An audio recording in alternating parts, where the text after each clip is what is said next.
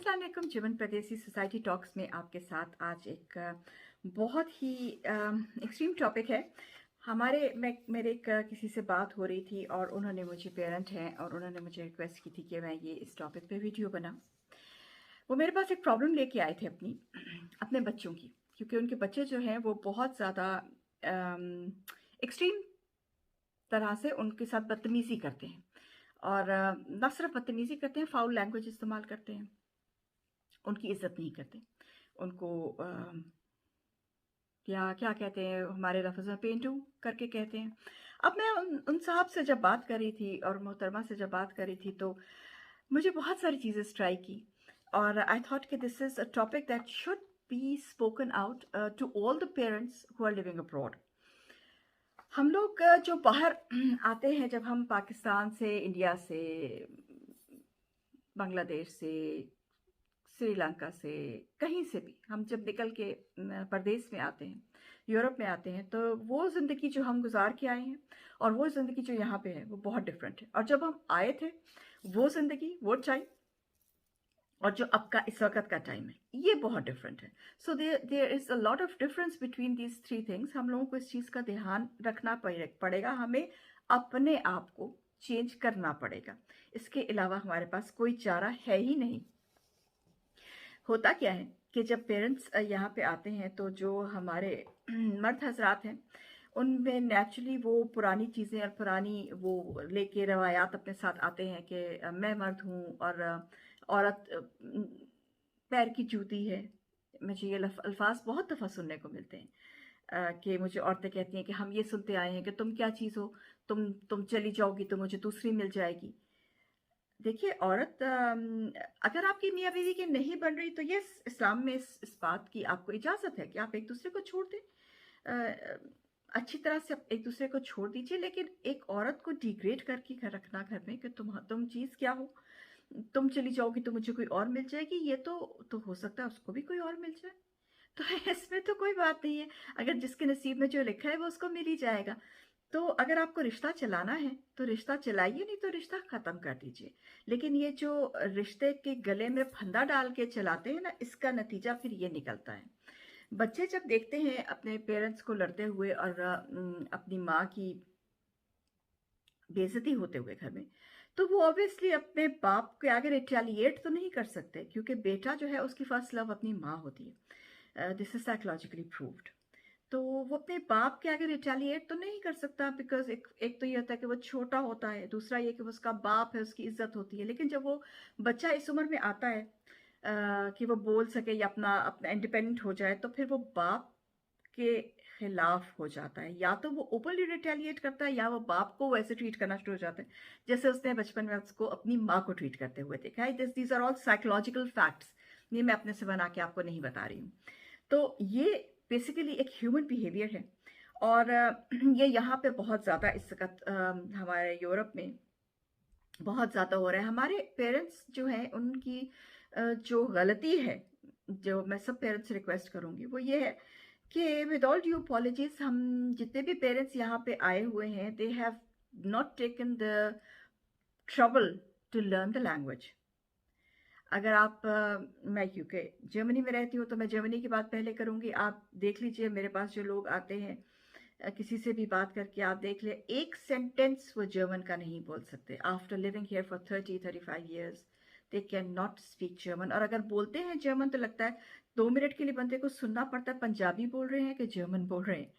तो देखिए, आप जिस मुल्क में रह रहे हैं, आपको जो जिस मुल्क से आपको खाना मिल रहा है, रोजी रोटी है आपकी, जहाँ पे आप काम कर रहे हैं, उस मुल्क की सबसे सबसे ज़्यादा बड़ी इज्जत तो ये है कि आप उस मुल्क की ज़ुबान सीखें। सबसे ज़्यादा आपको ज़रूरी चीज़ है उस मुल्क में रहने के लिए, आपको ज़ुबान आनी चाहिए। आपको आना चाहिए कि इस मुल्क में कैसे रहना है, इस मुल्क के क्या रूल्स हैं, अच्छा है, बुरा है, जो भी है, आपने चूज़ किया है ना यहाँ रहना, तो फिर इसको अच्छे या बुरे को साथ लेके चलें। दूसरी बात ये है कि आप अपनी जो मैरिजल लाइफ है उसको ठीक कीजिए। अगर आपको बहुत ज़ोर की लड़ना ही है तो आप कमरे में जाके लड़ लीजिए, बच्चों के सामने नहीं लड़िए। This is the worst thing you can do with your children. और बच्चों को कभी भी आप तू तड़क नहीं करें, उनको कभी ये ना कहें you are not good enough, ठीक है? क्योंकि देखिए, आप यूरोप में रह रहे हैं, एंड यूरोप में आप अपने बच्चे को रोक लेंगे तो कहाँ तक रोक लेंगे आप? वो बाहर निकल के जिस जिस स्कूल में जाता है या बाहर निकल के वो जिस सोसाइटी में जाता है वो बहुत और सोसाइटी है। उस सोसाइटी का हमारे रिलीजन से या हमारी रवायात से या हमारी ट्रेडिशन से या कोई ताल्लुक नहीं। It's completely different society. तो बच्चा जो है वो दो सोसाइटीज के बीच में बंध जाता है, उसको समझ नहीं आती what is wrong and what is not wrong. ये पेरेंट्स का काम है कि वो उसको बताएं तराजू में तोल के कि क्या सही है क्या नहीं सही है, कहाँ तक आप जा सकते हैं क्योंकि आप फॉरेन लैंड में रह रहे हैं, और कहाँ तक आप नहीं जा सकते क्योंकि आप एक इस्लाम से ताल्लुक रखते हैं, एक रिलीजन से ताल्लुक रखते हैं, या अगर फॉर दैट मैटर किसी और भी रिलीजन से ताल्लुक रखते हैं, क्योंकि और भी रिलीजन के लोगों के साथ यही प्रॉब्लम्स हो रही हैं।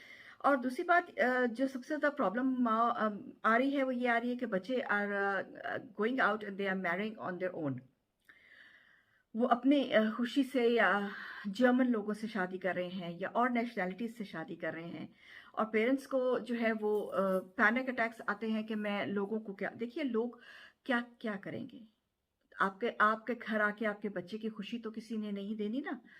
अगर आपके बच्चे की किस्मत में लिखा है तो देखिए, आपको चाहिए कि आप ये देखें कि वो जिस इंसान से शादी कर रहा है या कर रही है वो अच्छा है, क्या वो आपके आपके घर में आपके बच्चे को अगेंजन कर सकता है, या अगेंजन को उर्दू में क्या कहते हैं, तब उसको उसको मैं लिख दूंगी। सॉरी, मुझे बोलते बोलते लफ्ज इंग्लिश में याद नहीं आते।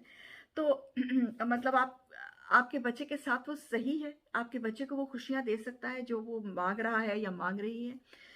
हम बहुत ही और दुनिया में है, ये दुनिया अब बहुत छोटी हो गई है और ये दुनिया बहुत आगे निकल गई है उन उन रवायात से जिन पे हम चल रहे हैं। जबरदस्ती जोर जबरदस्ती पकड़ के आप अगर रखेंगे तो वो नहीं चल रहा, नहीं चल रहा, 90% नहीं चल रहा। बहुत कम हैं घर और बहुत कम जगह हैं जिनमें चल रहा है, लेकिन नहीं चल रहा।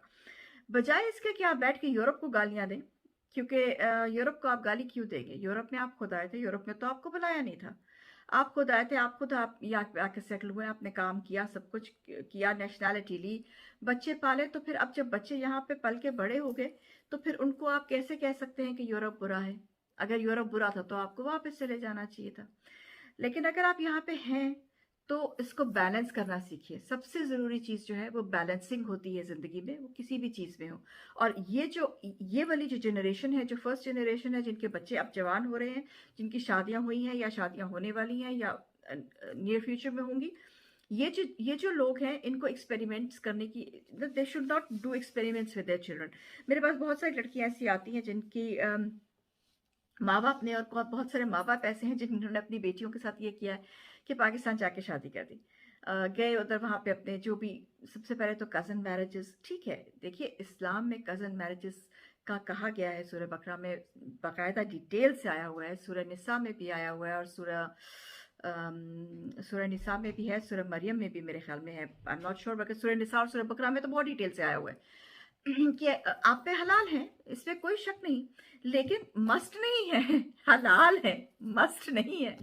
तो उसका नतीजा ये निकल रहा है कि जो सेकंड थर्ड फोर्थ जनरेशन जो अब आ रही हैं, फर्स्ट जनरेशन में नहीं होता, सेकंड थर्ड फोर्थ जनरेशन जो आ रही हैं उनमें बच्चे जो है वो हैंडीकैप आ रहे हैं। तो इस चीज को देखिए कि जरूरी नहीं है कि आप घर में ही शादी करें, रिश्ते बाहर भी लोग डर के मारे नहीं करते। ये भी बात समझ में आती है, डर के मारे भी नहीं करते क्योंकि झूठ इतना है। तो अल्लाह हम सबको सही फैसले करने की तौफीक अता फरमाए। लेकिन मेरा जो पॉइंट है वो ये है कि हम जो यहाँ पे बाहर रह रहे हैं, हम लोगों के लिए ये बहुत ट्राइंग टाइम है, पेरेंट्स के लिए।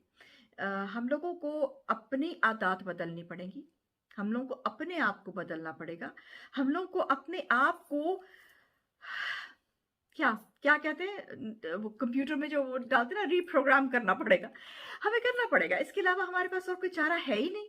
इसलिए क्योंकि दुनिया जिस जिस स्पेस से, जिस टाइम से आगे निकल रही है, उस टाइम को अगर आप फॉलो नहीं कर रहे तो आप बहुत पीछे रह जाएंगे, और बच्चे आपको आपको नहीं समझेंगे। और अगर आप बच्चों को प्यार नहीं देते, अंडरस्टैंडिंग नहीं देते, तो कल को बच्चा आपकी रिस्पेक्ट नहीं करेगा। और बच्चे के साथ फ्रेंडशिप नहीं रखते तो बच्चा अपनी फ्रेंडशिप जाके बाहर किसी और के साथ ढूंढ लेगा, और फिर उसको वो कैसे फ्रेंड्स मिलेंगे वो आपके हाथ में नहीं है। तो कोशिश कीजिए कि दोनों दोनों हाथ से वो ट्रेडिशंस जो आप जिनकी कोई वैल्यू ही नहीं रही, जिनको पाकिस्तान में भी कोई फॉलो नहीं करता, वो ट्रेडिशंस फॉलो करने के बजाय उन ट्रेडिशंस के साथ उन ट्रेडिशंस को रीप्रोग्राम कीजिए, रीशिफ्ट कीजिए, और उनके साथ जो नया डाटा आया है उसको मिला के उसका एक अच्छा सा एक हल निकाल लीजिए जो आपको भी कबूल हो और आपकी औलाद को भी कबूल हो। बहुत सारे केसेस ऐसे हुए हैं जो मेरे यहाँ पे 2-3 जानने वाले थे, 2 भाई थे और एक और थे, उन्होंने बताया कि उनके जानने वाले थे और उन्होंने सारी उम्र पैसा कमा के पाकिस्तान भेजा और घर बनाया, सब कुछ बनाया, और जब वो 40 साल के बाद वापस गए उन्होंने ओन करने के लिए उस घर को, तो उनके वालिद ने, एक केस में हुआ कि वालिद ने कहा, भाई तुम कौन? मैंने तो अपना ये घर मेरे नाम है, ये घर मैंने अपने फला फला बेटे को दे दिया, उसने सारी उम्र मेरी खिदमत की, तुम तो थे ही नहीं। और उन्होंने कहा कि जी पैसा मेरा था। क्या जी, या प्रूव इट। उनको निकाल दिया। एक किस्सा ये हुआ था कि 2 भाई यहाँ से गए थे जर्मनी से और उनको पाकिस्तान में मार दिया। उनके बाकी 2 भाई जो पाकिस्तान में थे, उन्होंने उनको बाकायदा तौर से दोनों को मार दिया क्योंकि वो अपनी जायदाद मांग रहे थे। पाकिस्तान में जाके जायदाद बनाने का क्या मकसद है? जब आपने यहाँ रहना है, जब आपकी फैमिली यहाँ पे है, यहाँ इन्वेस्ट कीजिए। अगर आप मटेरियलिस्टिकली नहीं इन्वेस्ट करना चाहते या फाइनेंशियली नहीं इन्वेस्ट करना चाह रहे हैं, तो इमोशनली इन्वेस्ट कीजिए, अपनी औलाद में इन्वेस्ट कीजिए। अपनी औलाद में औलाद सबसे बड़ी इन्वेस्टमेंट है। घर, गाड़ियाँ, सब आनी जानी चीज़ है। अगर आपकी औलाद ख़राब निकल आती है और आपकी औलाद आपकी बेइज्जती करती है, तो वो जो तकलीफ़ के आंसू यहाँ से निकलते हैं, वो उसका कोई हल नहीं है और वो देख के दिल चिढ़ जाता है मेरा। तो आई होप कि मैं अपना पॉइंट आप तक पहुँचा चुकी हूँ। I will make another video on this topic because it's a very long topic. मैं भी वीडियो बहुत ज़्यादा लंबा हो जाएगा। तो मैं फिर से इस पे वीडियो बनाऊँगी, लेकिन कोशिश कीजिए कि अपने बच्चों के साथ दोस्ती कीजिए। कोशिश कीजिए कि अपने बच्चों को समझिए कि वो किस माहौल में रह रहे हैं, वो बाहर किस माहौल में हैं और आप उनको क्या दे रहे हैं। अपने बच्चों को कन्फ्यूज़ नहीं कीजिए। अपने बच्चों के आगे अल्टीमेटम मत रखिए कि उनको या ये है या ये है। आप अपने बच्चे लूज़ कर जाएँगे। टिल देन, जर्मन परदेसी, मिल लीजिए सुरुक।